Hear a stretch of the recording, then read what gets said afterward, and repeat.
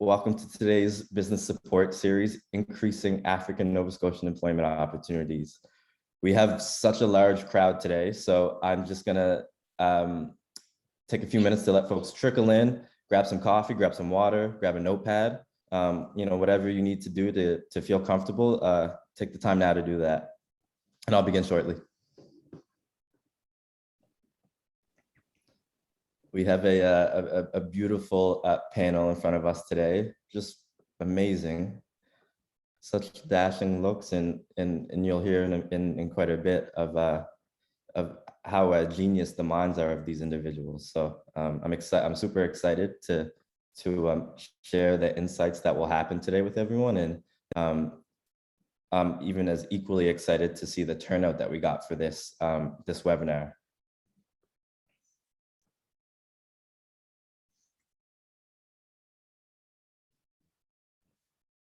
Welcome, everyone. Welcome.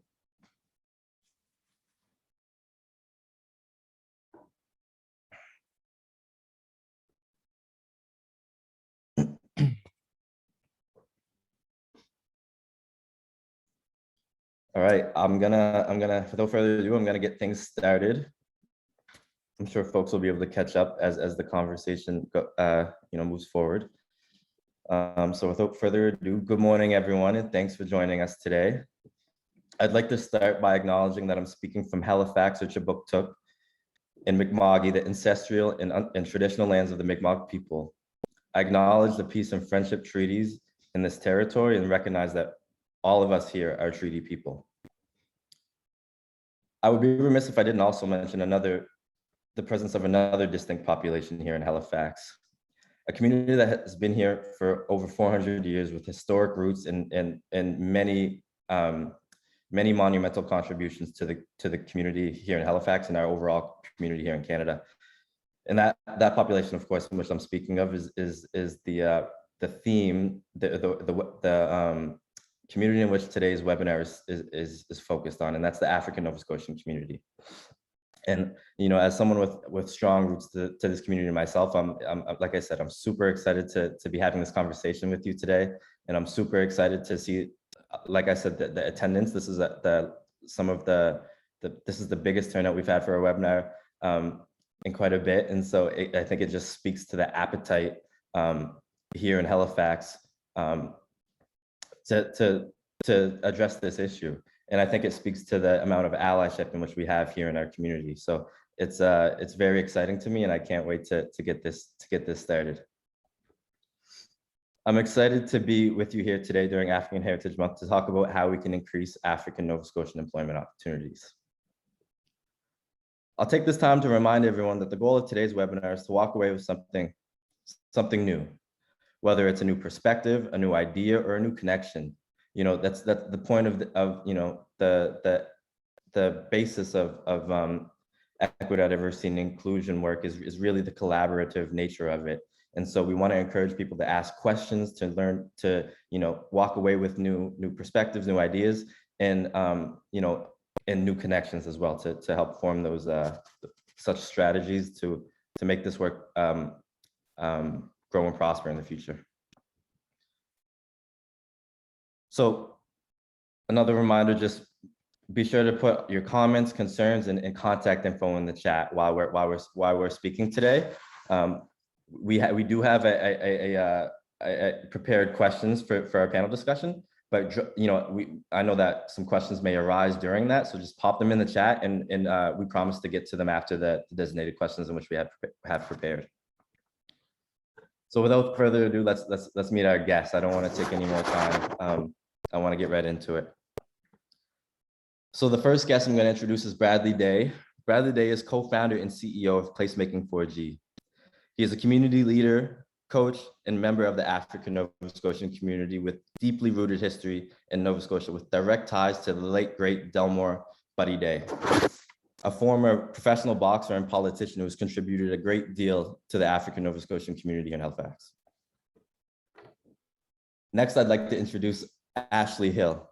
Ashley is founder and executive director of the Prep Academy, a community-based nonprofit that inspires and coaches African Nova Scotian students to plan, prepare, and pursue college and university directly after high school. Our next panelist is Trino Morton. Trino Morton is a research analyst with Inspiring Communities. He's a graduate of Queen's University with a degree in geography and planning with a certificate in planning and a minor in global development. And last but not least, Martez. Martez Wiggins is the project manager of Project 561 at Common Good Solutions. He is invested and passionate about community growth and prosperity. He has created and delivered several events such as United Not Isolated, and founded in 2016, and collaborated with many organizations serving communities such as Leave Out Violence, the North End Business Association, and Music Nova Scotia.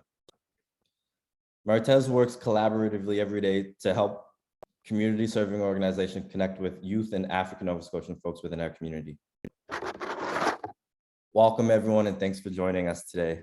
I'll give each of the panelists a few minutes to introduce themselves more thoroughly than I did, because if you don't know these folks personally already, then I will say that their resume is much often goes beyond words, and so I think they can do a lot more better justice than I did. So without further ado, Bradley, I'll start with you if you want to speak to a little bit as to what brought you here today and what motivates you to do the work that you do. Thank you, Josh. Thank you so much, everyone, for your time and energy this morning. And so I hope the internet is okay where I am, but if the connection becomes a little unstable, I may have to go off camera to improve the connection. So hopefully I don't have to do that. Yeah, so my name is Bradley Daye. I grew up in kind of north end of Halifax, but I believe my story starts way earlier than my existence.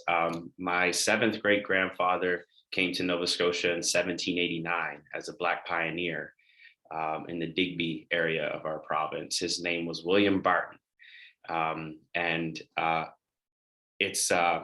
say, and we ended up finding out that he actually played a major role in founding an area called Jordantown. So I say that's a unique thing to know, not necessarily a unique story.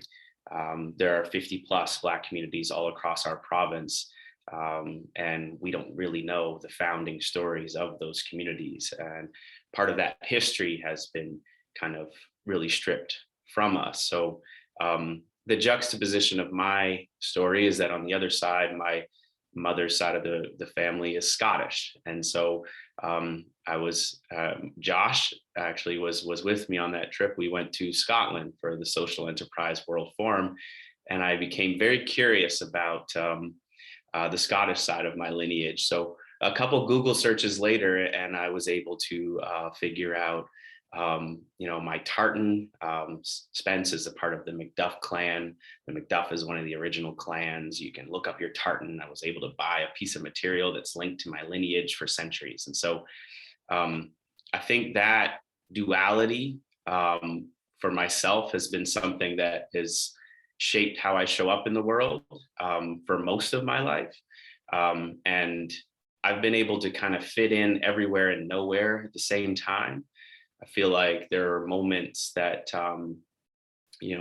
in other communities where I felt I had to alter something about myself in order to make my existence more palatable for those around me, whether it was on a sports field, whether it was at university, whether it was traveling to other countries. And in starting a business and looking at attraction and retention of young professionals, when I thought about my experience with that, I thought about how I had to change and alter something about myself when I entered into the workspaces that I would enter into. I wouldn't necessarily see people who look like me. I wouldn't necessarily see people who talk like me, who came from the same background as me. I felt I had to bury some part of myself to sort of fit in. And so one of the first things we did as an organization was to eliminate that word fit. Why do we still use the word fit within the recruiting world? Well, shouldn't we be treating people like contributors as opposed to fit? So I wanted to tell a little bit of that story to tie in not just what we do as an organization, but how it connects to my personal journey and how the lived experience, shows up in these processes. So I say that to say, my core values as an individual are compassion, community, and love. I believe my purpose is to connect communities through building trust. P4G as an organization, its purpose is to inspire a values-driven climate where contributors thrive and purpose ignites action. In the past 3 or 4 years, we've gotten quite busy and grown a lot. At the beginning of the pandemic,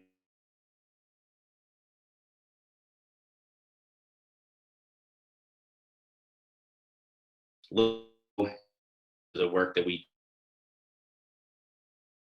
so that usually means mine's maybe not doing so hot. I hope you didn't lose me too much there. I'm going to wrap it up because I'm really excited kind of for questions and everybody else's intros and stuff like that.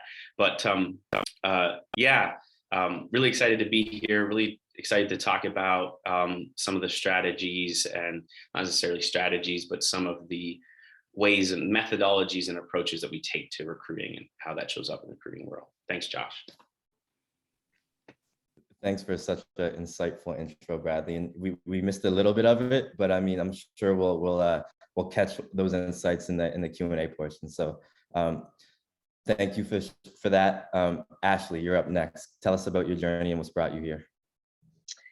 Good morning, everyone. Thank you so much for the Chamber for inviting me to this conversation. My name is Ashley Hill.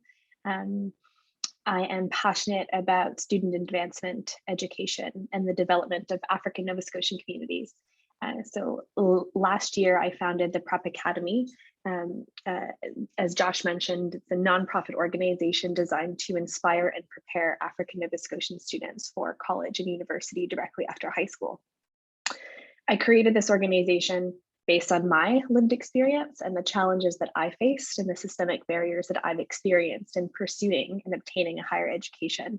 And that's really helped shape my dedication to student access and success. And a component of the work that we do, in addition to college and university preparation, is really targeting the student and identifying the whole student and helping students identify career options and giving them the tools and resources to navigate and to explore what careers mean, for them to really, step into college and university with a more informed and exposed kind of attitude towards career and education. A little bit about me and my roots, as Bradley mentioned, I'm also have relatives from Digby. My roots stem from Digby, Nova Scotia, from Weymouth, from Cherrybrook and North Preston here in the Preston Township. I pride myself and view myself as a community leader. I've participated on a number of different boards, currently serving as on the advisory council for the McPhee Center for Creative Learning and on the board of the Futures program. I really try to dedicate and wrap my full support around helping students discover their full potential and giving them opportunities to explore their leadership abilities. One of the programs, and I can kind of dive into this a little more, but we're developing a student internship program for African Nova Scotian high school students, giving them paid opportunities to gain network opportunities and mentorship connections and work experience. On a personal note, I'm also taking a certification at Dalhousie right now to receive a certificate of professional and leadership studies for career practitioners. So really wanting to dive into that knowledge and help shape it in a way that that information is culturally informed and available to African Nova Scotian students. So really happy to be here. Thank you again and look forward to the conversation. Thank you, Ashley. I can tell from experience, it's sometimes it's tough to contain all your emotion into, when you're giving your introduction and, you want to speak to all the ways in which you're doing the work, but we'll get right into that shortly. But I share the same excitement with you. Trino, you have this glorious light shining down on you. I think it's only right that you should go next. tell us a little bit about your journey and lived experience and about what makes you the incredible individual you are. Thank you for that intro. Like you were saying, I'm a recent graduate from Queen's University. So I graduated last year, and since then I've worked for a consulting company, but now I've finally settled down into a full-time position as a community engagement specialist. I'm from Halifax, born and raised, Uniac Square specifically, so a very close-knit community. That's why I got my love for community engagement, just community development work. For a long time, I've just seen engagement done poorly in my community, or just things kind of imposed on us without being consulted. So that's a big reason I got into planning specifically. And like Bradley was saying, it's kind of like everyone was saying, it's kind of the same in terms of applying for jobs. You just have to put on the front, or you just kind of see the lack of diversity in places. So that's just a clear indicator. People that look like you aren't wanted, or it's like an indirect way of saying that. So it's just something it's a conversation I've always been passionate about, and something I wanted to speak to and just educate people on every chance I got. So that's the best way I can say it. Amazing. Thank you, Trino. Now, for folks that don't know, I may be a tad bit biased towards Trino, as he is a lifelong best friend of mine, and someone in which we've stayed close enough to even start a business venture with. So much like everyone on the call, they have a special place in my heart for mentoring me through these years. But none other than our last panelist today, Martez Wiggins, who I've had numerous opportunities to work closely with in the past. So Martez, you're up next. Tell us a bit about yourself and all the amazing work you've contributed to increasing African Nova Scotian employment. Thank you, Josh. Yes, my name is Martez Wiggins. I come from the North End, Halifax, the Uniac Square community as well. Like Trino said, it's a very tight-knit community, a lot of history, a lot of roots there, along with my roots from North Preston community. I got into community engagement work stemmed from my music career, when I had the lack of opportunities of performing with organization and seeing the gaps with what was missing between hip hop and organizations that were representing the music industry here in Halifax. So in 2016, I started a festival called United Not Isolated, which was meant to bring artists of all calibers, of all experiences to one stage from different communities to really show the talent that these communities hold. A lot of these artists were from Black and minority communities, and really just that stemmed into me really understanding what the lack of engagement there was with the African Nova Scotian community. And that led me here to Project 561 at Common Good Solutions to really have an impact on getting individuals that are lacking support, training, job readiness skills, and entrepreneurship skills, the skills that's necessary. And we're really excited about our pre-trades program and how our entrepreneurship program gets African Nova Scotian businesses to launch. Thank you. Thank you for that, everyone. So as you can see, we have a very credible panel of experts to guide today's conversation, and I'm excited. I'm excited to get along with it. So let's dive right into questions. I see folks filling in the chat with contact info. That's amazing. We have 105 people on this call, so this is the largest webinar I've facilitated in a while. So I think it just speaks to the appetite, of allyship here in Halifax, like I mentioned earlier. So it's just so great and exciting to see. But let's get right into it. Each of you, you might have noticed me taking notes here while each of you kind of did your intro, and already I have a bunch of questions that have just popped into my brain just from the initial your initial rundowns of an analysis of your experience. And so the first question I'm going to give, I'll put it open-ended. I have some specific questions for each of you, but the first one's going to be open-ended, and it's stemming from some of what each of you alluded to, and I guess I'm wondering if you could speak to some of the more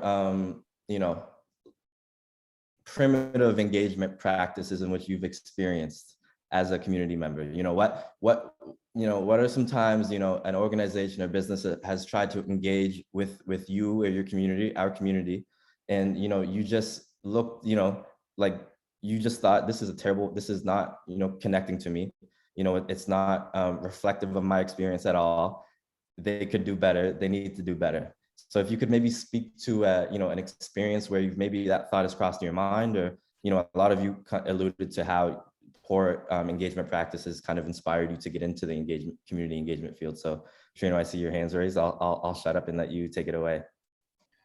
No, just in my time working for the city of Halifax, doing planning in 2019, working with developers, sitting in on those meetings, oftentimes they're coming in with projects that are pretty much complete. So it's just kind of to check a box and say, we talk to community. It's not saying like, how can you actually affect change on the project? So that's one major problem. And 9 times out of 10, it's people coming in that don't look like us and don't really value our opinion. So like I said, it's just coming in to check a box more or less, as opposed to actually work on like a collective impact approach and do something together.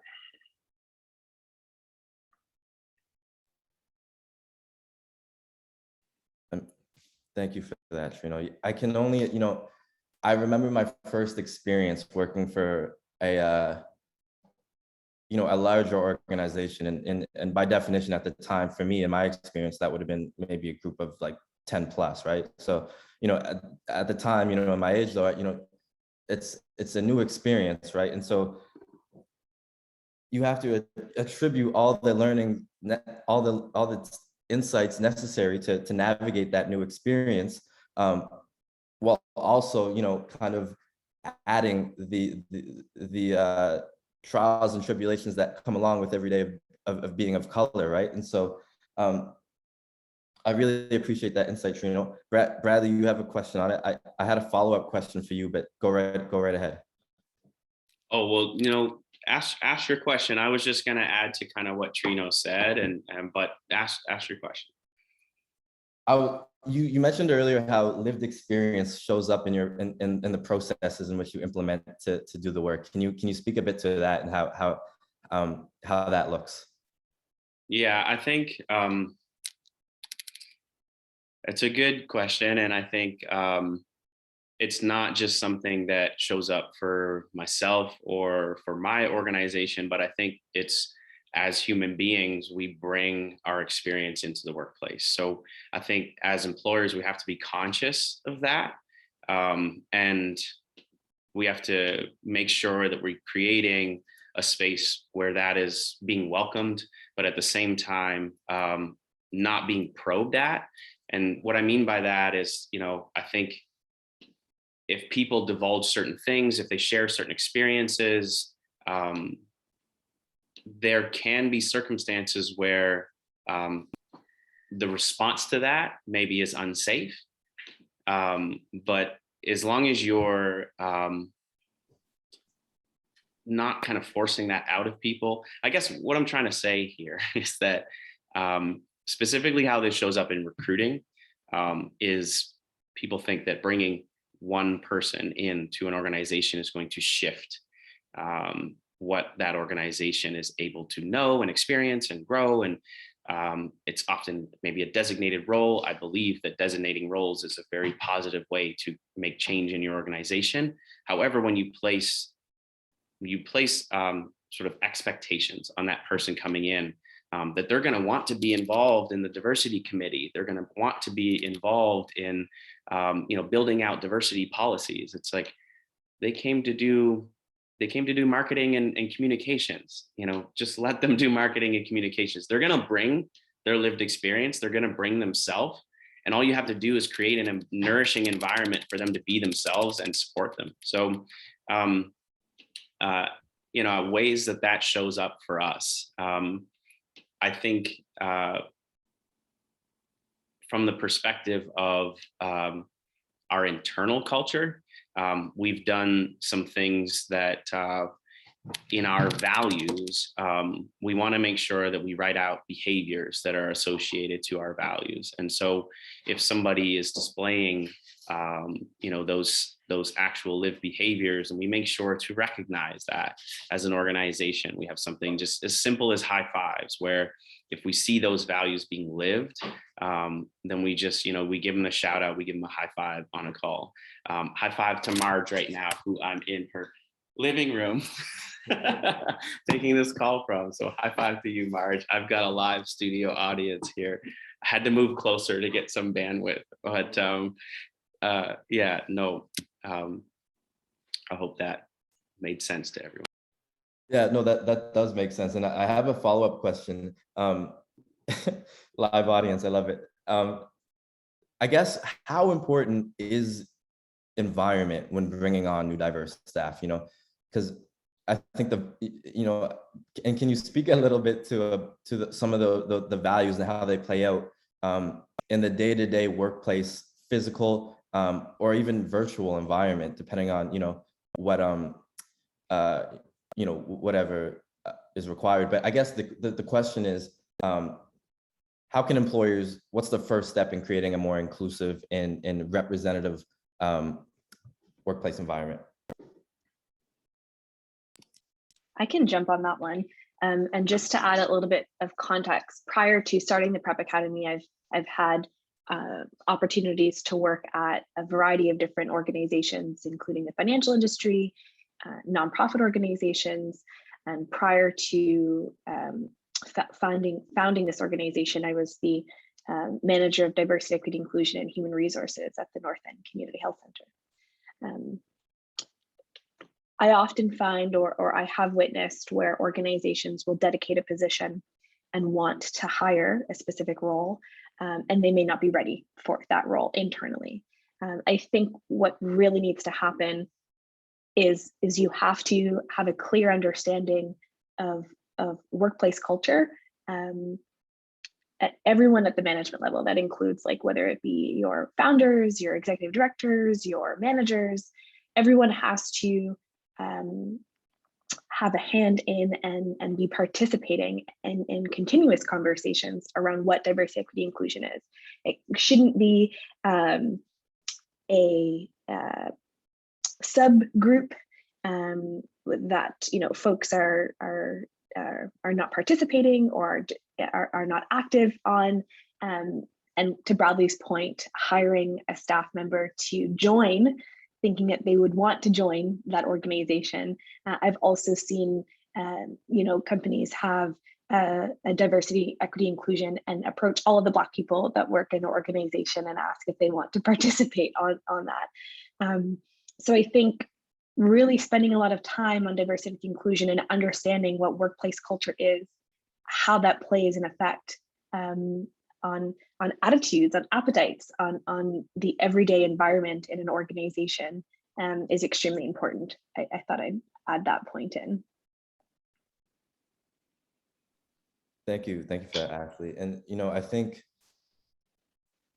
very, very, very interesting insights. And one of the things that I always think of is representation and environment, and how they often feed off of each other.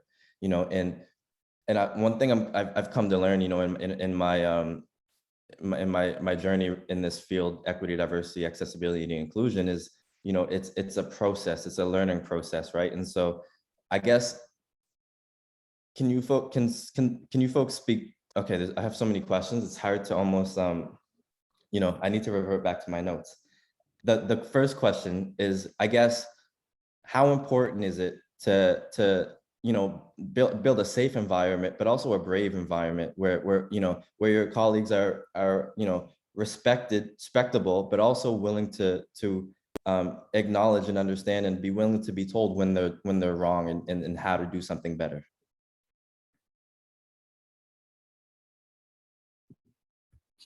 I'll speak on that a little bit. I'll first start off by saying I've been luckier than a lot of African Nova Scotian individuals when having to deal with being in safe work environments.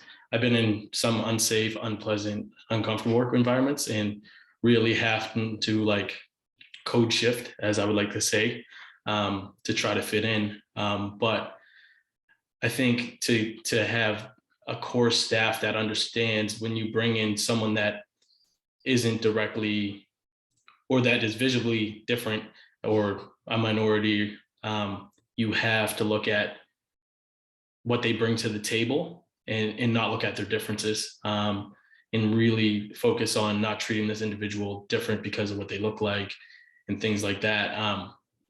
I've definitely faced being asked to be a part of something because being the Black person on the team, you have that, oh, maybe they have something to share because they live this thing, and they don't understand how much emotional labor that takes from individuals going forward. So having a staff that understands we can't call on one person or, you know, that might not be good for the environment to single that person out. I find that going forward with the approach that everybody that comes through the door in the hiring process gets treated same, really affects how the organization from the higher up trickles all the way down. I could add to that, Josh, if that's okay. Thanks, Martez. I think you're absolutely spot on. And I think it's a more complex question than you might think, actually, Josh, because I think it's not as simple as just sort of creating a safe space. And we've all experienced it, I think, myself included, when you realize that, wow, what you were doing was creating something that was unsafe for somebody else. We've all have some level of privilege in our lives. And I can point to circumstances where it's like, wow, I was doing that and it doesn't feel good. You have a knee-jerk reaction to it. So a lot of times that's how your whole staff is going to feel when they kind of have somebody come in and facilitate a diversity workshop, or, you know, you bring somebody in and you put people in these uncomfortable positions and people feel threatened, they feel challenged. And it's not easy to have for humility to be the thing like, oh, okay, I'm going to change that now. I was doing something wrong and I'm going to change it. Like, that's not how naturally our physical response to that, a lot of resistance shows up.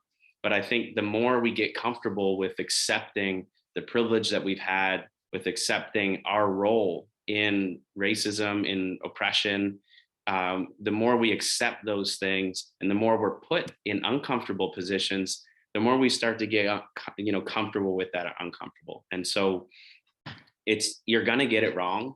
You're going to mess up. You're going to have missteps. I know I have. And that can't deter you from continuing to put yourself in those uncomfortable positions.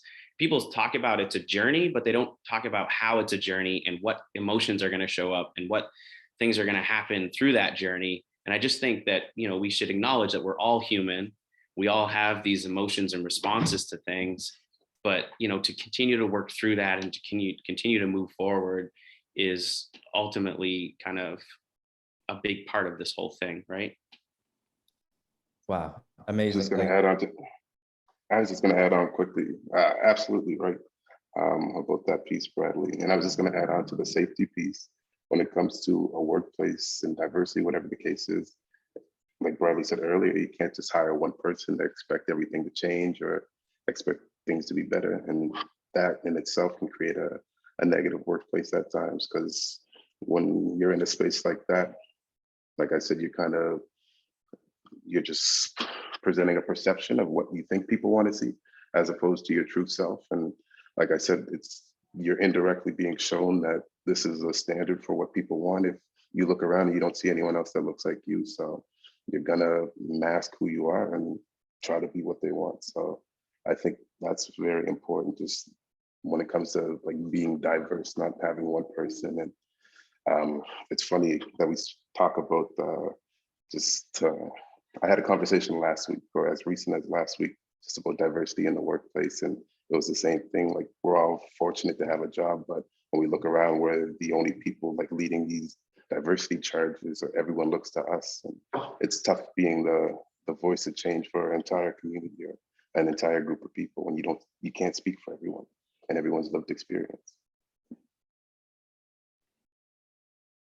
That's a really great point, Trino. I just wanted to hop on that for a quick second. I was on LinkedIn yesterday and saw a post from a connection that said they were thanked for participating at the meeting and thanked for bringing the African Nova Scotian perspective. And they were the only African Nova Scotian person there. It's like, you know, a pat on the, you know, everyone else was brought to the table to bring their expertise, but I was brought to the table to bring the ANS perspective. And am I speaking for everyone? You know, my perspective is different from yours, right? Just across the bridge, it creates a whole different perspective. And so that is a super keen point, that it's not just one person bringing everything. And that's also very tiring. I've experienced that in the workplace. It's just so exhausting to constantly be asked and be the point person to run things by and get the opinion, because no one else is learning or taking the initiative to show up in that way. But I thought that was really relevant since I saw it on LinkedIn yesterday. Love that, Ashley, because it's like, you know, the moment we, I had to jump in. We could let this one die in a second, but I think, you know, the moment we are just have that expectation on our shoulders to speak for an entire community, the moment we fail and become tokenized. And I think some of my proudest moments are when I don't have to, when I can just be present in a space. And it's like, shouldn't everyone care about, like, this is the way that we should be moving forward.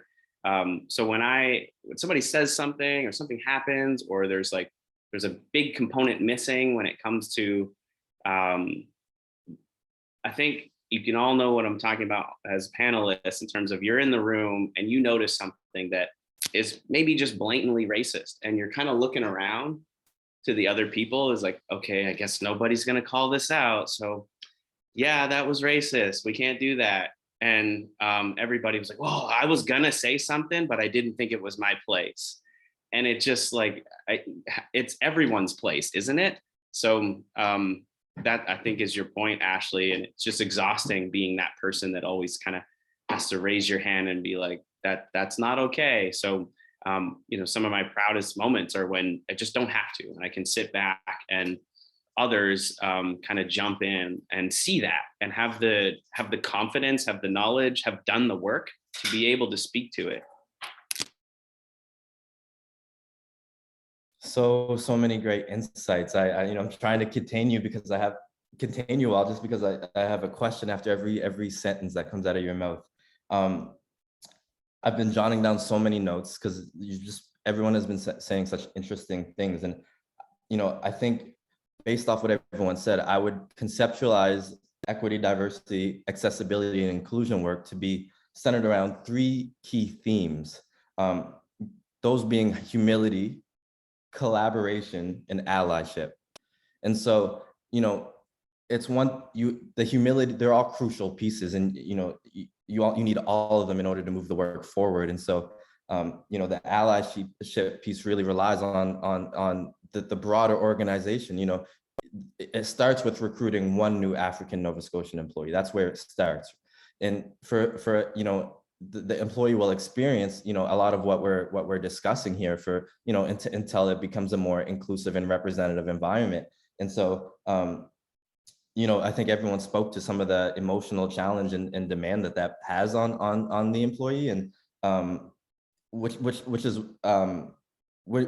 why collaboration is so important, right? And it's you know, oftentimes the organization is relying on the employees' connections with that community, which is okay, and I think that's fair. But to connect with those folks and to carry the work forward, it needs a collaborative effort.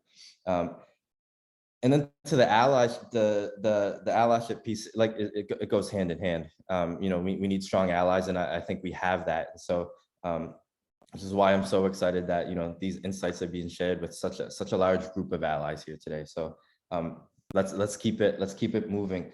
Ashley, you said something that was really, really interesting to me, and something that I resonate with a lot, and it's in the fact that, you know, my lived experiences may give me an expertise related to inclusion, equity, and diversity, and specifically, you know, the population in which I'm a part of. But your lived experiences also create a different way of viewing things, which may lead to, a really in-depth, robust view of any other subject. So, I think often, I think I see that a lot where, folks of color, are often even just, diminished to the role in which or the perceived role in which the organization recruited them for, but they often have so much more to give. And I would just encourage everyone on the call to explore that and to work towards making that a possibility by allocating the resources to that employee to help them to do that, because it will come back full circle to your organization, I believe. Okay, this is a good one. How can workplace policy fail to comply with Afrocentric values?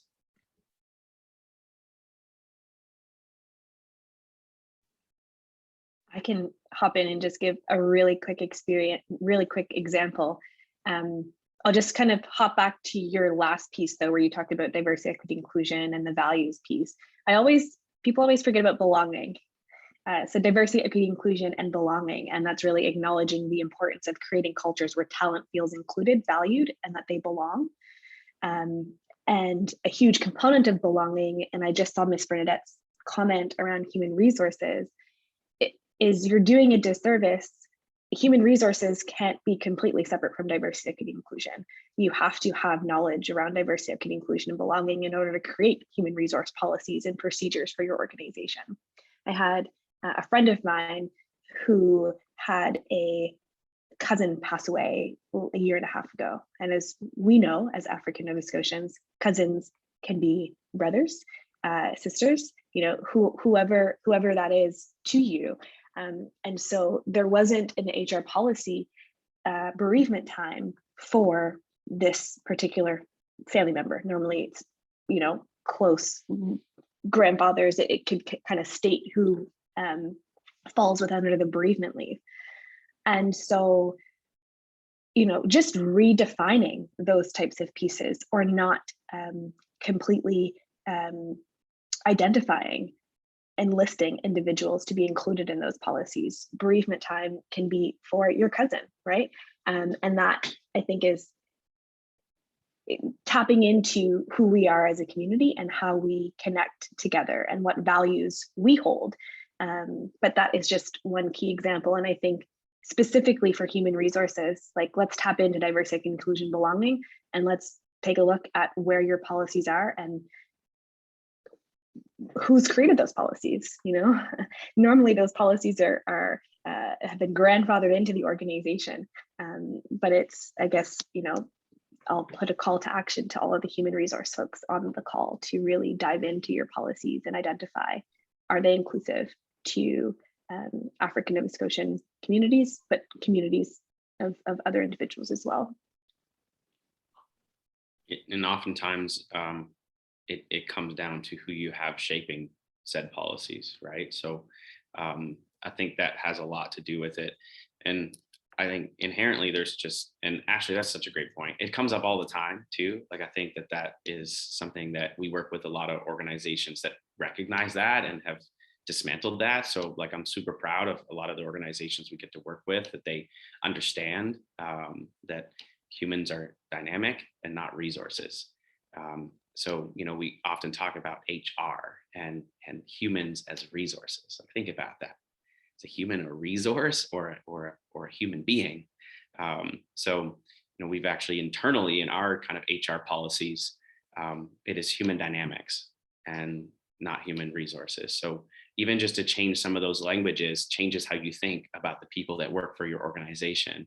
You're not thinking about them as a resource, you're thinking about them as a dynamic human being.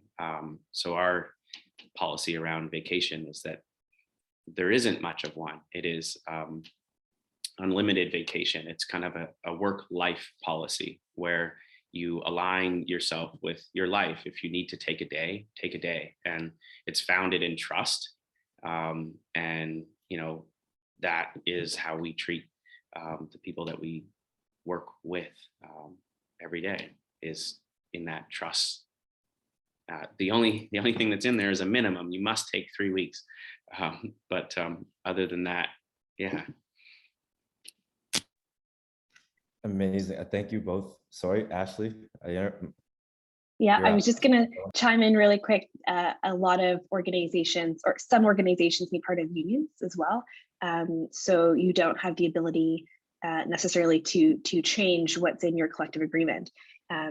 But don't let that hinder your ability. You know, when wanting to make changes, identify what changes you want to make.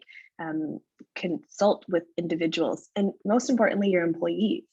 You know, not again pinpointing specific employees to bring their African Nova Scotian perspective to your policies, but have a conversation with community members, talk to P4G, talk to other organizations who are leading the way, and identify ways that you can work together to share content.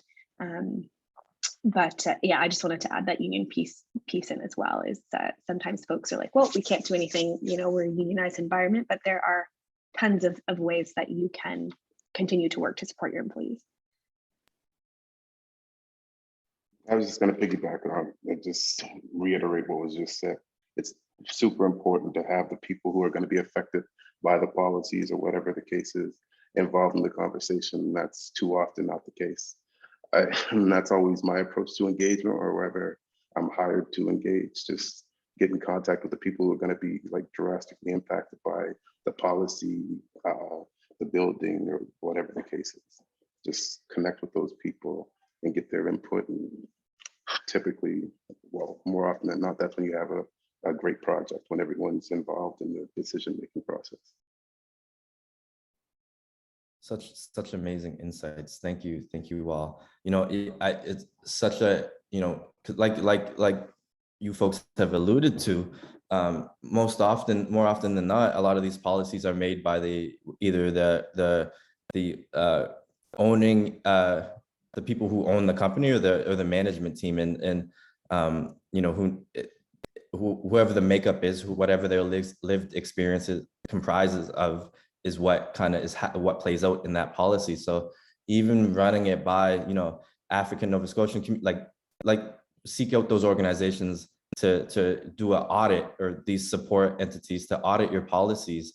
And, you know, because I think it goes back to that environment piece, right? If the policies aren't in line with how you want the work environment to live and be, then you're gonna have trouble finding a ANS, African Nova Scotian folks. And it's as simple as that, to be honest. And it leads me to another question. This one's open to everyone. Explain the difference between the ANS experience, the African Nova Scotian experience, and the Black Canadian experience.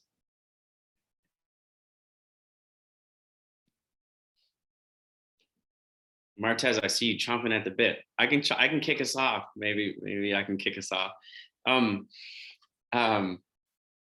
Well, you know, I think there's a growing awareness. I'm proud of our province and the African Nova Scotian population for kind of starting to put itself on the map in a lot of ways for a very long time. We've been fighting to kind of put our experience on the map, and I think there is a growing knowledge of the experiences of you know, our, not just our current population and what we've done, but the historic population and the elders in our community.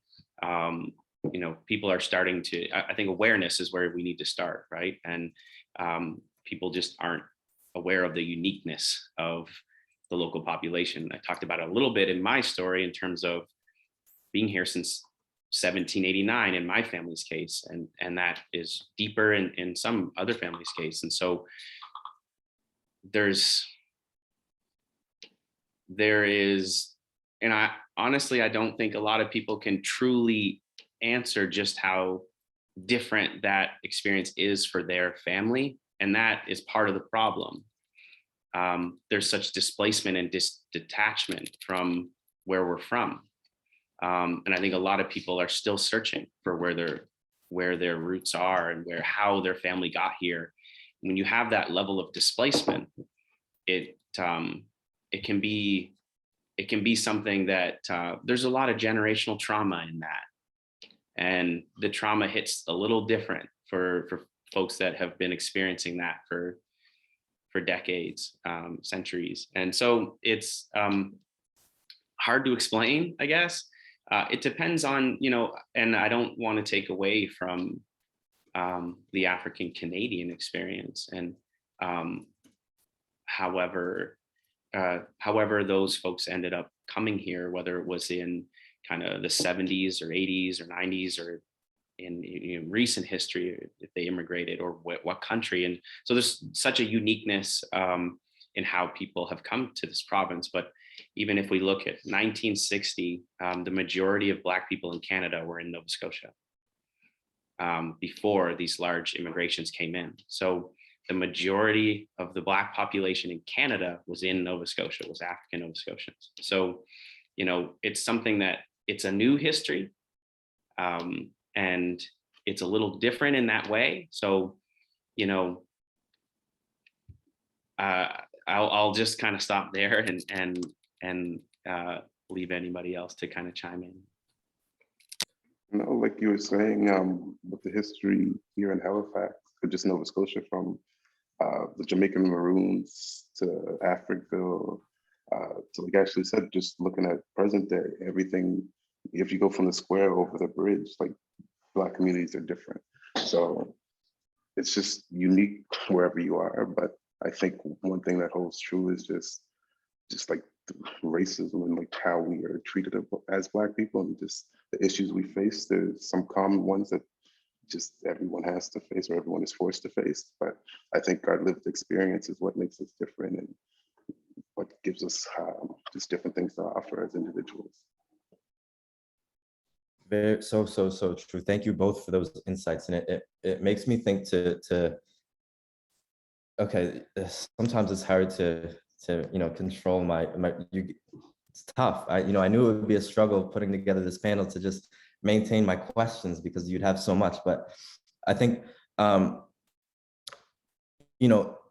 unique experience of each individual specific African Nova Scotian community is important to note. So thank you for that.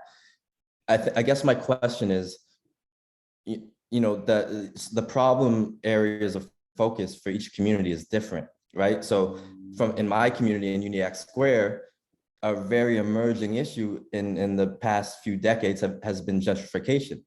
Now, if you go to the largest African Nova Scotian community in Canada, they have a different set of experiences that I can only speak to minusculely, because I'm not directly from the community, but as folks have mentioned here, that many folks have ties to that community. And one of the initial issues that they're experiencing is proximity to supports and services based off the given context. So I guess it's I'd encourage folks to just think about the specific context of each of these different African Nova Scotian communities, and how the problems may affect, may trickle down, or not, I don't want to call, how their experiences trickle down to your organization in the workplace, and how you have to be cognizant of that to be able to create that welcoming environment. Ashley, you had something to say. Chime in, please. I was just going to add that it is hard to explain the difference between African Nova Scotians. I think it's a cultural component. It's something you feel. Bradley and I just realized that our grandparents, my grandfather and his grandmother, were from the same area. So no doubt that they connected. There's a level of connection. And while all African Nova Scotian communities are different, for example, you talk about differences in access. Halifax probably has always had a public transportation system. North Preston and East Preston may have struggled with transportation. So they're different based on where they are in the province. But there's something about connection that you feel when with African Nova Scotian communities. And a point that I wanted to bring up is it's really important for organizations, companies, and employers to know that those are separate, to know that there's a separate experience for African Nova Scotians and African Canadians or Black individuals. So when you are designating positions, are you designating a position because you want an African Nova Scotian, an African Canadian? understanding that there are differences there, and not, you know, bringing in again one person to share the Black experience, because it is very different. Yeah, I just wanted to add that point. Super crucial. Thank you for that, Ashley. And you took my next question right from my notes. It was I was going to ask you folks to speak a little bit to the connectivity of the ANS, of the African Nova Scotian community, despite, you know, the minor differences. However, one question I had related, and Trino and Bradley, I think both of you folks could speak to this. How can business owners acknowledge the already pre-existing community of the new location in which they're moving their operations to? What can be done to you know, show that what can the business owner do, or the company do, to really show that community that, hey, we're here, we'll be carrying out operations in your community. How can we best work with you to make sure that we're serving your community in the right way? Use a collective impact approach. Make sure you engage the community, but make sure there's also decision making there, and people that can impact decisions, not just people getting together, having conversations and no change coming from it. So just make sure the right people are there, you're having the right conversations, and everyone's just open-minded and there to work towards a common goal. There's no hidden agendas or anything like that.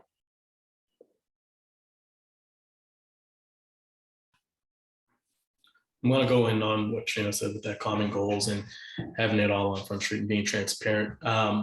Really inviting the community in to allow that business to become a part of the community. So it's like that thing you see with a community barbershop. Everybody walks in there and they feel comfortable. They know they're having conversations with everybody that's working there. They're having conversations with the people waiting in the chairs. So I think if we look at it in that kind of regard, and how new businesses come into African Nova Scotian communities predominantly, and they look at it, it's like, okay, how do I be a part of this community, and not how do I get them to spend their money here, and really engaging with the youth. Maybe there's kids, like I had the opportunity as a kid growing up, sweeping the sidewalk, cleaning up inside at Alter Egos, and they would give me $5 and I would get free lunch. And that's how I felt a part of that space. And I still go there till today. And so when you have organized or businesses like that really reach out to community and embrace the community around them, and put that olive branch out, like, yes, we're here in your community. As we do a land acknowledgement, as we do, you have to still do those things with community, and really focus on how you get community in the door to support you, so you're not just on the block, you're a part of the block. Yeah, and it's sort of not a part of your marketing strategy, right? Like it's I'm sure Michelle appreciates the business, but that business comes from a place of love. Like, we all love Michelle. We love being in that space because she wants and knows all of us and wants us to be in the space, and has created that, you know, safe space at Alter Ego. So, and I think, you know, Bernadette's been active in the chat there. I think an expression that comes from generations before us is nothing for us without us. And I'd be remiss not to say that. I think, you know, you mentioned it in terms of decision-making power, Trino. Yeah, it's as simple as kind of nothing for us without us. And you know, what I mean by that is it's not something that is a cookie cutter approach that's being brought from a marketing team to community and says, okay, what do you think about this? It's being valued as the expert on the topic and being brought into the conversation about, you know, how are we going to create this space together? Not, you know, we've created this space, come to it. So, I don't want to be there. Who are you? Like, why should I want to be there? You know, help us build this space, and let's build it together and put value on that input.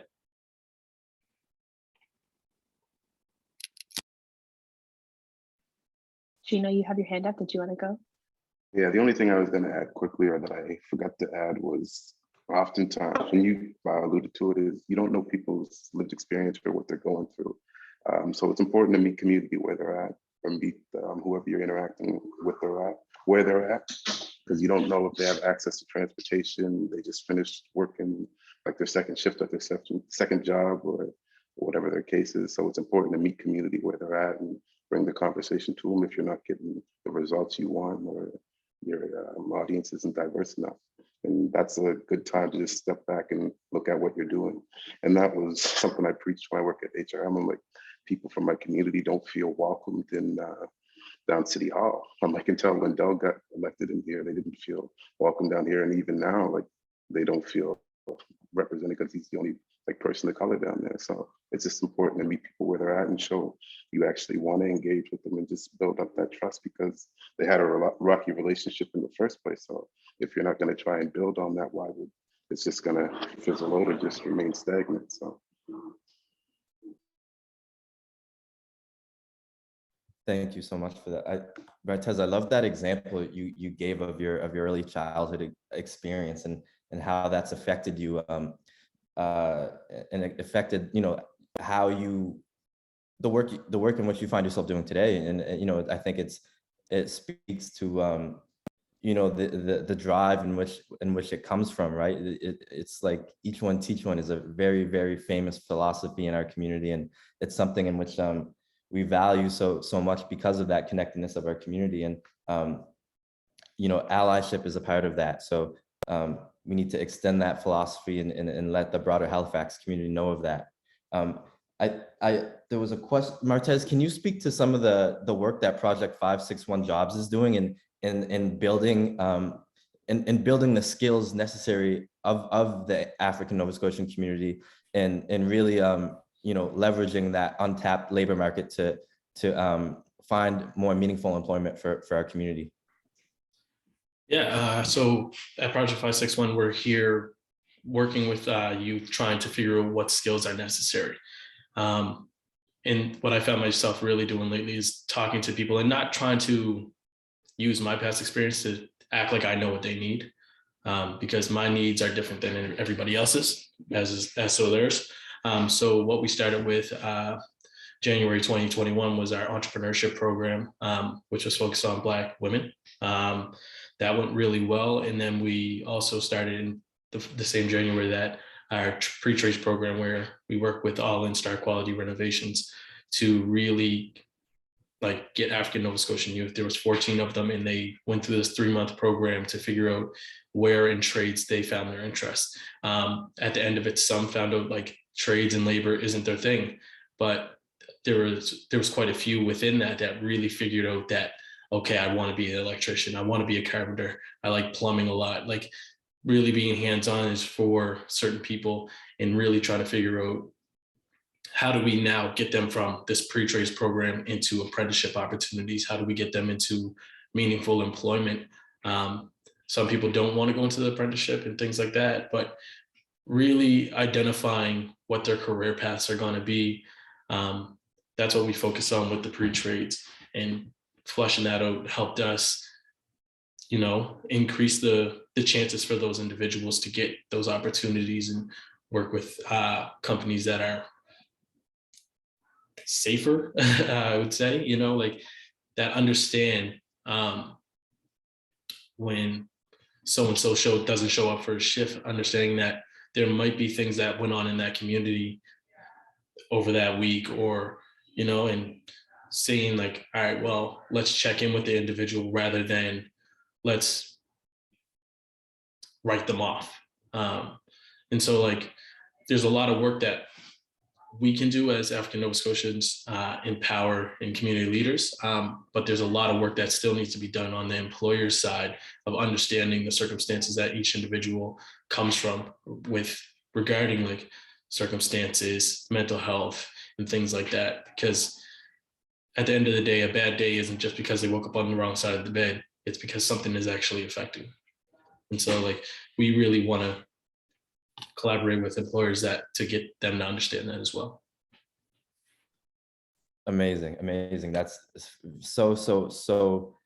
such important work, because, you know, it's you're tackling the work from a very holistic approach, in the sense that you're really engaging the two most important stakeholders. And, you know, I know that Project 561 is including all stakeholder groups, but specifically, you know, focusing on those important ones. And I think the coolest thing about the pre-trades program is the mentorship aspect of it. So I'm wondering if you folks could kind of speak to a bit about how mentorship has impacted you, or how you've seen it impact a young person in which you are you've worked with, and how important is mentorship for African Nova Scotians in the workplace? I can start with that piece. Mentorship for me has been crucial. I probably wouldn't be here where I am with the mind frame that I have without the mentors who may not even know that they have been mentors for me. And I think mentors, I'll say this, that don't have to be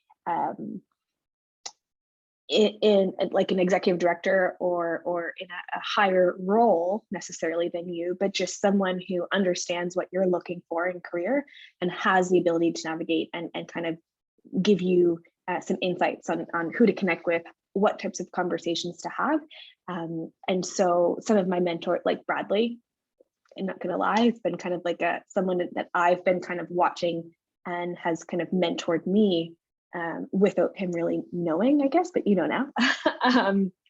I'll say I have had mentors who are in positions that I want to aspire to be. So when I think of folks like Karen Hudson or Heather McDonald, who was the ED at the McPhee Center, to really help navigate through a lot of things. The mentors can also be for careers, but they can also be like a personal mentor to help you navigate some of the things that we're having a conversation about taking place in the workplace. For younger people, mentors / coaches are extremely important. It offers exposure, right? It offers exposure to especially students that we're working with at the high school level.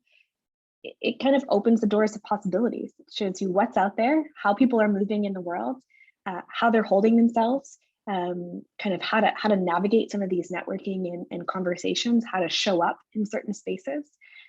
All of those things I think are extremely important. So that's a component of the internship, that the project that we have at the Prep Academy is really how to brand yourself, how to set up a LinkedIn profile, and how to leverage connections, how to do that in the world.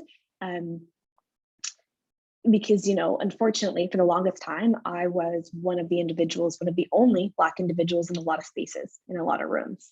And so to get the opportunity to attend some of these events, or to have a mentor that I can text and ask a question to, is crucial, especially for young people. But I'll say mentorship never dies. You know, I'll probably be 40 or 50 still looking for a mentor and tapping into those connections.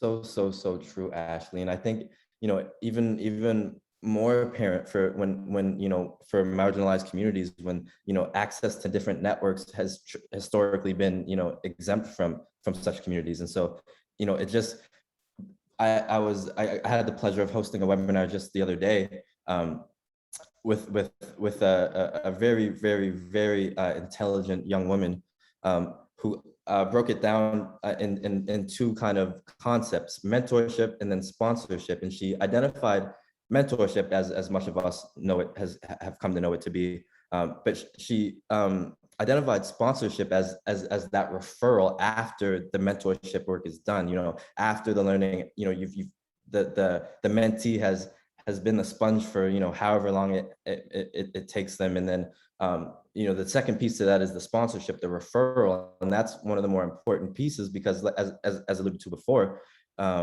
you know, historically, some of these networks have been exempt from us. And so the mentorship piece is important, but the sponsorship piece goes hand in hand with it, and really referring, you know, diverse people you work with to the broader white community.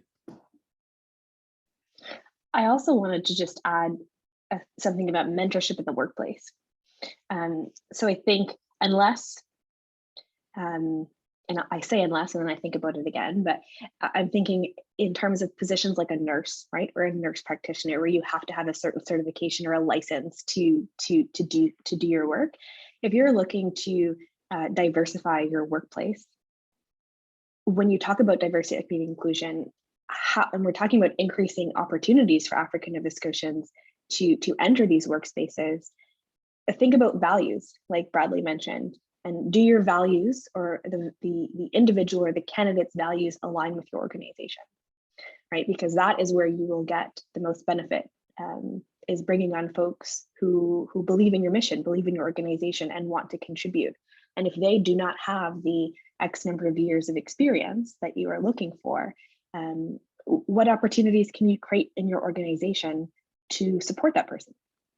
Right, we've all, probably in your career, have had an organization or someone hire you and believe in your ability to do your job, and give you the creativity or the flexibility to learn and grow and develop within that role.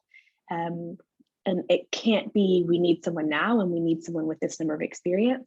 We really need to identify who in the organization can mentor or can spend time with this individual. And I think developing some sort of program within an organization like that, and it could be mentors within the workplace, but it could also be community mentors, right? Like if you have if you're looking to hire an individual and you're thinking Ashley would be a great person to mentor this individual to help kickstart their career and develop them as an individual, let's make that connection. I think there's something to be said for mentorship from the workplace as well. Yeah, just very beautifully put. I couldn't have said it better myself. It's something that we practice often at P4G. I would say over 60% of the roles that we've filled have been people from underrepresented groups. And when you recognize that is the lived experience that's missing within your organization, and you go about a search and you have people that really align with the values of the organization, and you really want those individuals to join your team, there also has to be a recognition of what can we do to create the right supports for that individual, have that right mentorship. And sometimes you don't necessarily have that within your own organization. Sometimes that does come from external partners. And sometimes, whether it's a leadership role or whether it's an entry-level position, you need to think about that wraparound support. Sometimes it's not just having a good onboarding plan. Sometimes that onboarding plan means that maybe an hour a week, we actually have an outside mentor come in and have a safe space for them to vent even about their experience. So it's mentorship. Wow. I mean, it's critical. I think there's a thing called narrative learning. And part of narrative learning is your story is written on you. And I think a lot of us, sometimes we grow up in circumstances that aren't indicative to seeing yourself in a position of power, seeing somebody that looks like you in a position of power. So how do we start to change that narrative? And I think we seek out mentorship because we seek to see ourselves in a position where we want to be in. And I think, I'm very privileged in that, my grandfather was Buddy Daye, and that was a person, even just the work that my father has done, my aunts, a lot of my family has done in community. When you can look to that within your own, but what if you don't have that? What if you don't have that within your immediate family, within your community? Where do you look for that? So, it's one of those things that oftentimes, especially growing up, you don't look on the TV and see somebody not rapping or playing basketball or being depicted as a gang member so this is what you grow up, and your story is being written on you as a child and as a teen, as a youth. And it's still until you start to have that mentorship that shows you, oh, wow, I don't need to have a big fancy car and sell drugs and do this. I can go that route. So mentorship is, it's confidence building. It's starting to write a different story on people. And I've been very fortunate to have people come in and show me a different way, show me a different path and have that. So I understand how important that is to, youth coming up in my community. So important. And thank you both for offering those insights. I could talk about literally any subject all day with you folks, but we are getting close to our, we have about 15 minutes left. So at this time, we'll take some time to answer some of the questions in the Q&A. But first, before we do that, to help folks formulate some of these questions, if each of you could give our crowd here today one call to action to leave away with, to make the purpose of today's webinar, the work more tangible coming out of this week, what would it be?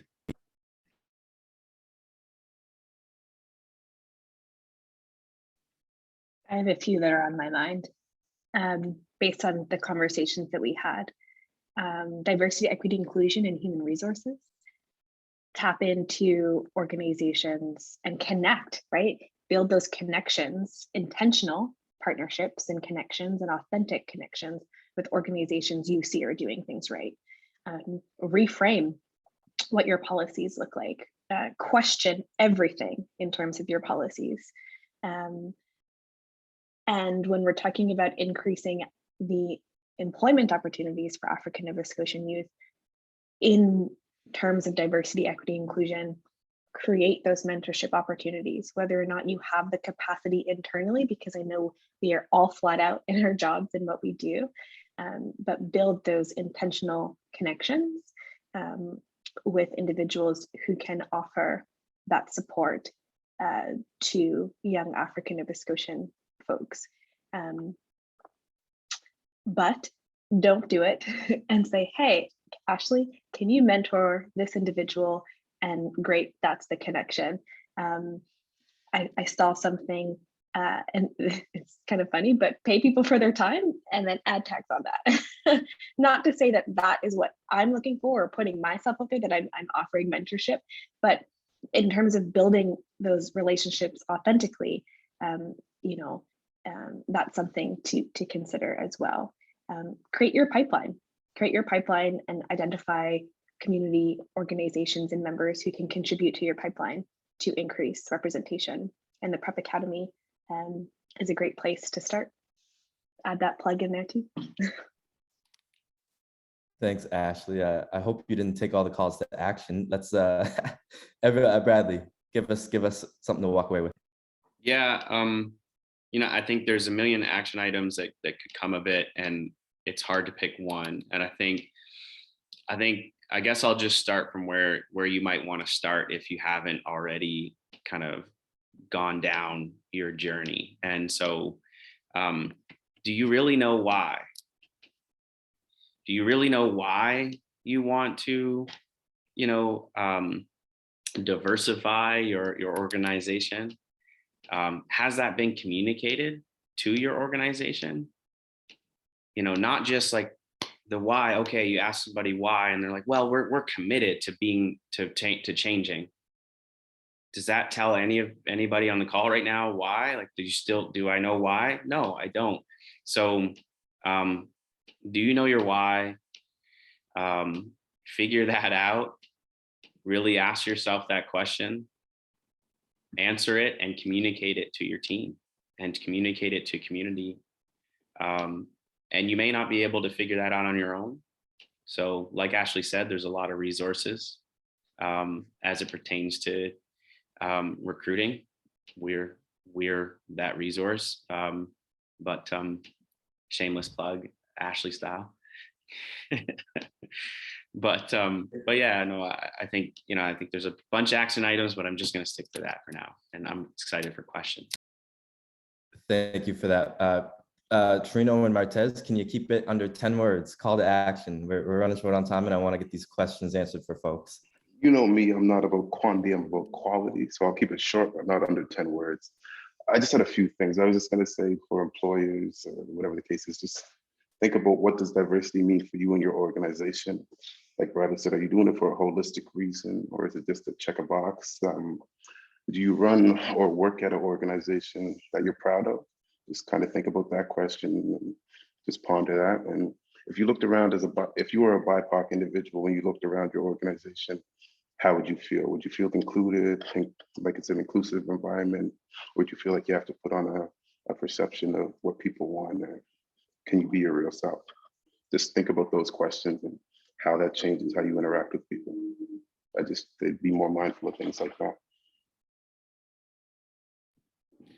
Yeah, I'm going to go in with the diversity, and when looking into diversity and bringing a diverse talent into your organizations, is it for a specific position, or is it to really see that they grow within the organization and further their careers? Do you see them going further than where they start on day one? Is the real call to action for me. Thank you all for that. And so right now we'll take some time to review the questions in the Q&A chat. So the first question is centered around how, and can you lend any advice on how we can better connect with QT BIPOC members of our community to provide an opportunity to work and also skills building experiences? So for some of the BIPOC community that is also a part of the 2SL LGBTQ plus community, are there any specific sorts that insights you folks could speak to that community?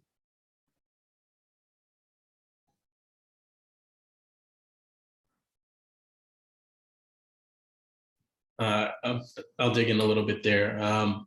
It's really just looking into the organizations that are providing resources and how inclusive they are to that LGBTQ plus community.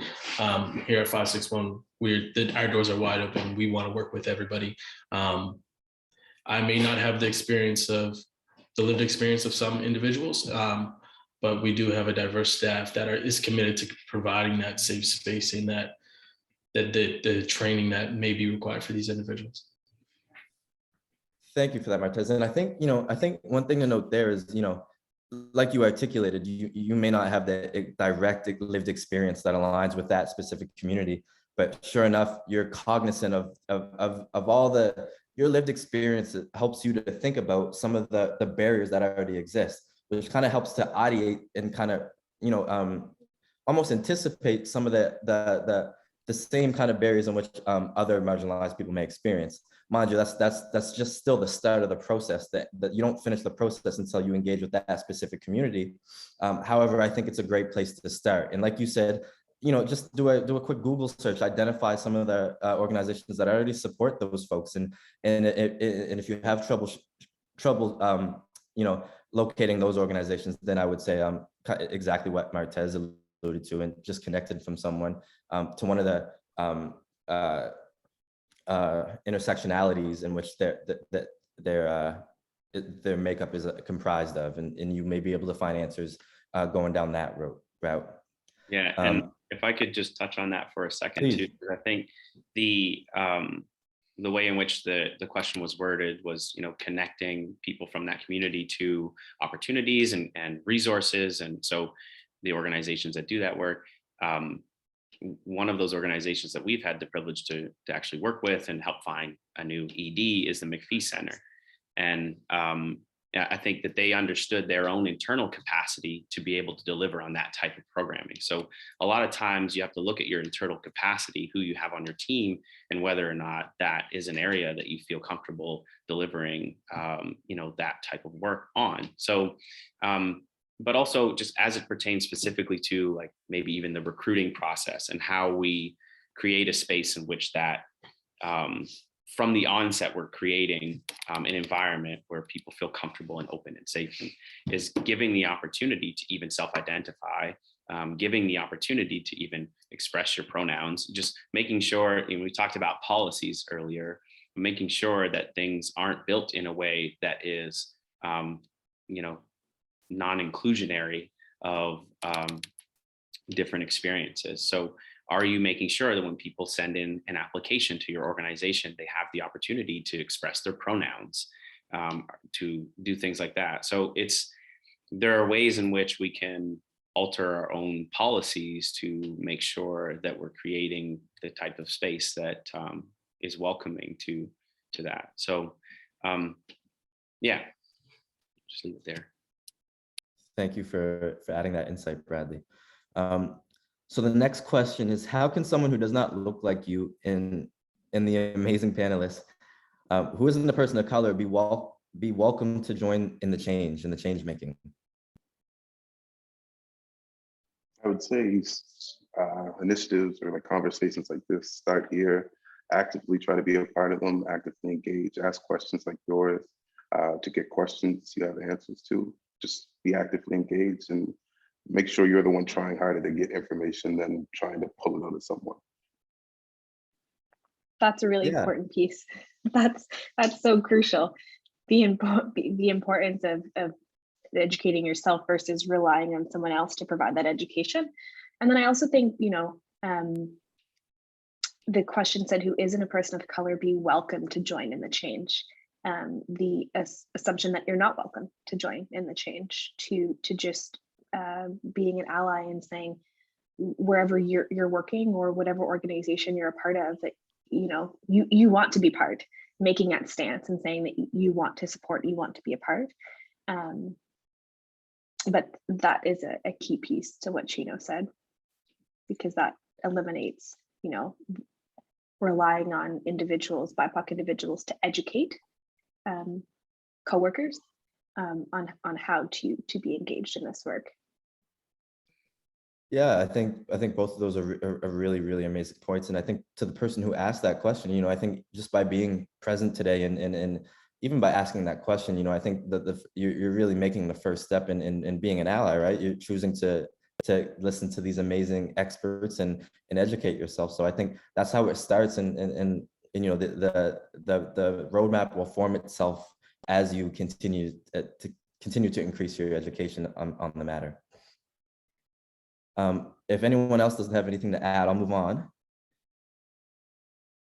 Another question is, how could the panelists talk about the impacts on mental health and the unique experience or issues allies can consider?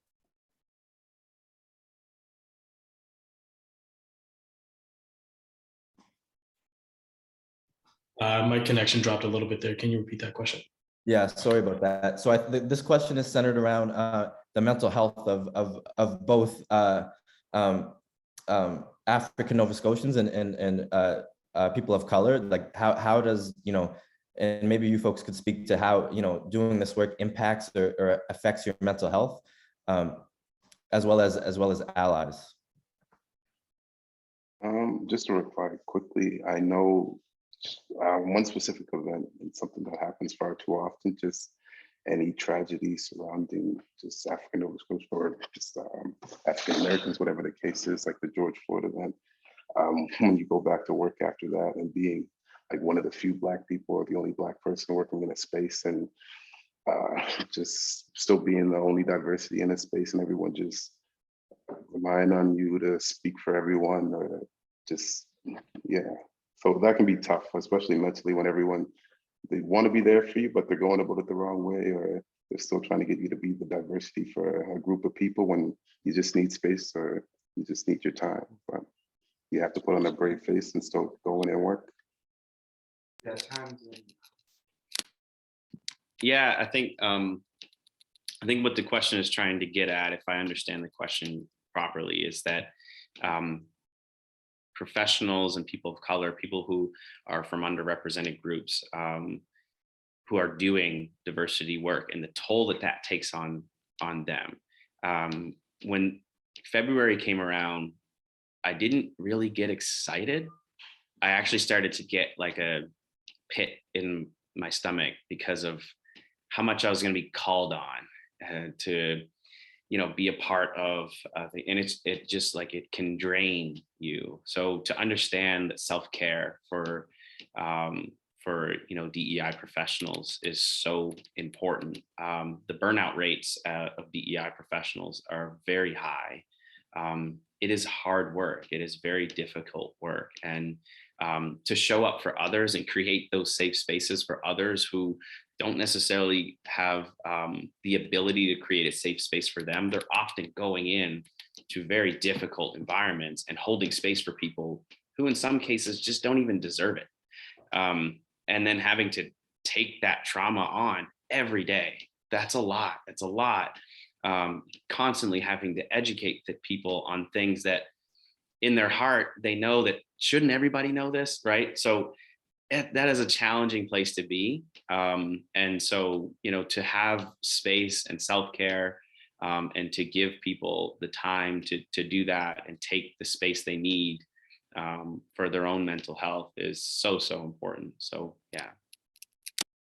Very, very, very important. And Bradley, I've had many conversations, mentor to mentee, with you about some of those mental health issues that arise when leading equity, diversity, and inclusion work.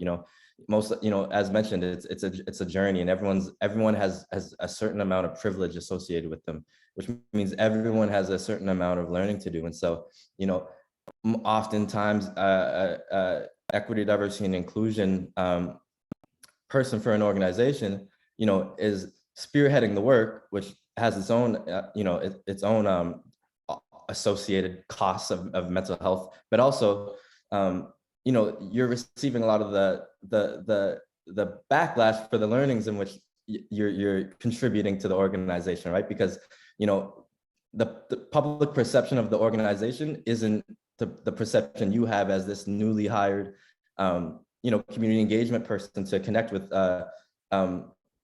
underserved communities. And so, it's sometimes weighing that, I'll say it builds thick skin, and it comes back to a lot of the other wraparound supports in which we've alluded to prior in this conversation, referring to mentorship and referring to sponsorship and referring to, the environment. So everything is very interconnected and play a pretty important role when, when considering the mental health impacts of doing this such important work. But we are over time, so I'm not doing well, but we have 2 more questions, and there's still quite a few people on, so I think there's some general interest to go a bit later if it's okay with the panelists. Okay, so the next question is really interesting. What opportunities or challenges do you think the trend of remote work brings to this conversation of building diverse, inclusive workplaces? Very interesting. I'll speak on that. The challenges of remote work. When I started here at CGS, it was January 2021. So no one was around. It was hard to really get in and figure out what every team member was doing. Because the work here at CGS is so diverse and robust. I found it was very difficult understanding and feeling connected with the teams until that portion of restrictions were lifted. And also you feel that thing of at this point, I might be the only person of color working here. It felt siloed and it could feel siloed and feel, you can feel out of place. So that, with my experience, it was very difficult transitioning into the working environment and trying to exchange and figure out how do you fit in with this exact team, which is an amazing team that I have now. But at the beginning, it definitely is challenging coming in. Yeah, and I think Trino, I think Martez, I think the way that your experience has showed up for you is something that a lot of organizations are struggling with in terms of how do we keep that human connection, even though we've kind of moved to a remote by no choice of anybody, really. It's just the way that we are in the world right now. But I want to look at the opportunity that it presents as well. I know we've been talking a lot about the African Nova Scotian experience. There are actually African Nova Scotians all over the rest of the world and rest of Canada. But there are, I think a lot of people just globally, when we think about diversity, it's not just in our local ecosystem. So it presents a really big opportunity to get diverse perspectives from all over the world to be a part of your team, creating an environment in which they feel connected to the work is a different conversation in some ways. I think those two are both, challenges, but having people a friend of mine who runs an organization based in New York, there's only 1 or 2 people on the team of 30 that are actually in New York. They're in 6 different time zones and all over the world. And so it's, you have teams at times that can be global in what they do, and work on different time zones and work in different places in the world. And experience different cultures and bring that perspective back to your team is something that, you know, I bet the policies are different in Nigeria and Finland and, you know, I just, you know, Mexico. And just, I feel like the policies are different in all these different places of the world, and have contributors come in that can bring that perspective is quite unique. Now, it's not easy to do, but it can be seen as an opportunity. Yeah, I think I resonate with what both of you contributed there, and I think just to add a little bit of my own personal experience, you know, I could say, you know, adapting to the virtual world in the midst of COVID it was a tough challenge, right? And it kind of going back to you know, environment and how important of a role that plays within the type of person you become and the type of work you do and the type of thoughts you have. And so, you know, we need to be cognizant that not everyone is coming from a household in which, you know, working from home is so easy. And so, you know, for me, in my experience, my former employer, Common Good Solutions, allowed me to use the space still, since it was so close to the community and close to my house. And it was an intangible resource, intangible. It's, you know, it's tough when the work, like as mentioned before, you know, there's so many other obstacles, and you know, sometimes as I'm sure other people can relate to on the call, African Nova Scotian or not, you know, sometimes you just need that other environment to really get out and get the productive result of what the work is. But I'll go to, we have 2 questions left. The first one is pretty simple one, so and I'm interested to hear your thoughts and opinions about it, because I'm sure it varies. African Heritage Month or Black History Month? What do you prefer personally, and why? Now, I know that the government, the language in which the government uses is African Heritage Month. So I guess, yeah, I would love to hear some of your thoughts on that. I want to go very brief on that. I prefer Black History Month or African Heritage Month over Black History Month because of the fact, I think when we think of the term Black, it wasn't until we came to North America that we were deemed as such. And I reflected a lot in the past few years about how when I was in school, when Black history was taught, it started with slavery. And that's, as I know, is not the start of my history, it's African history. So I think it should be African Heritage Month. Love it. Thank you, Martez. Anyone else want to chime in on that, or should I go to the next one?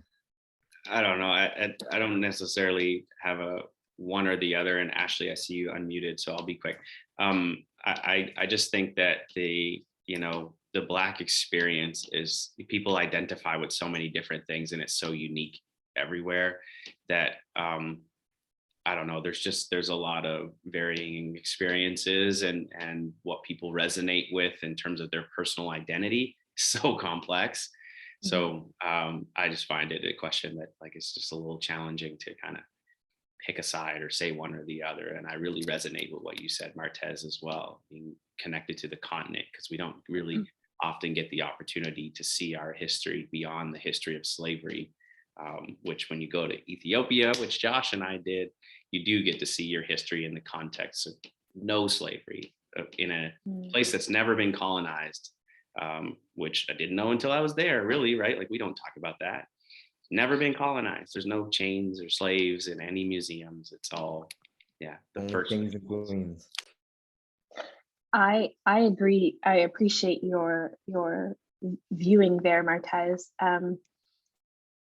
I'll agree with Bradley. It's one way or the other for me. I'll just kind of, I know we're running out of time, but I just wanted to tap into this question really quick. 2 key points when we get back to the term of perspective of, like, asking African Nova Scotians for their perspective. How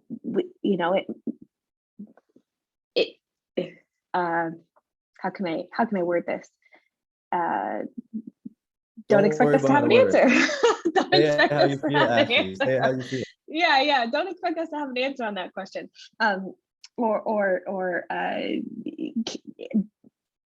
I guess continue asking those questions and hear different perspectives, but don't necessarily, you know,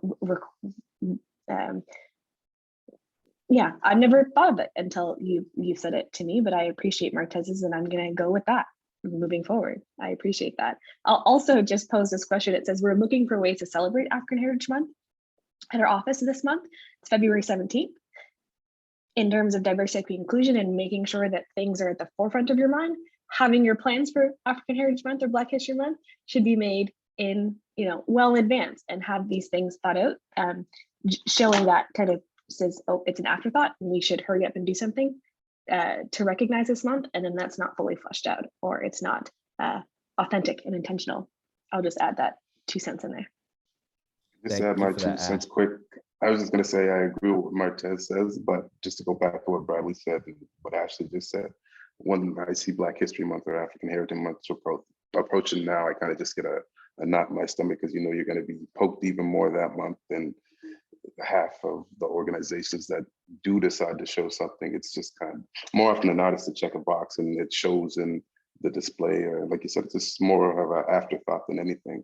So maybe 1 month is when people start doing it in a holistic manner and start taking it seriously, then it'll be something to look forward to. But at this point, it's just kind of, like I said, it just feels more like checking a box, like a lot of stuff.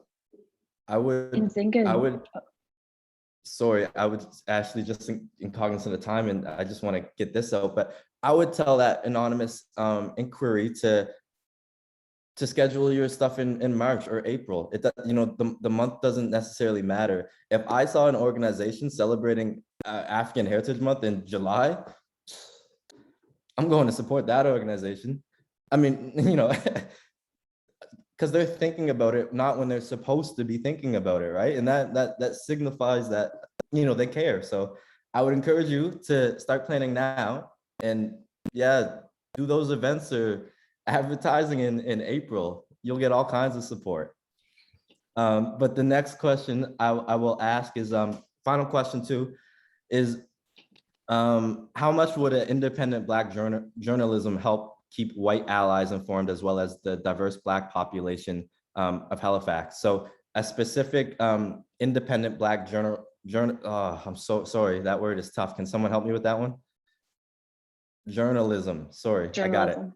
Yeah.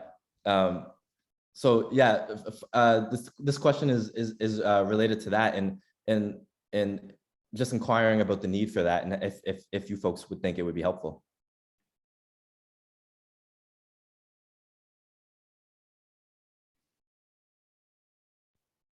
I think anything is helpful.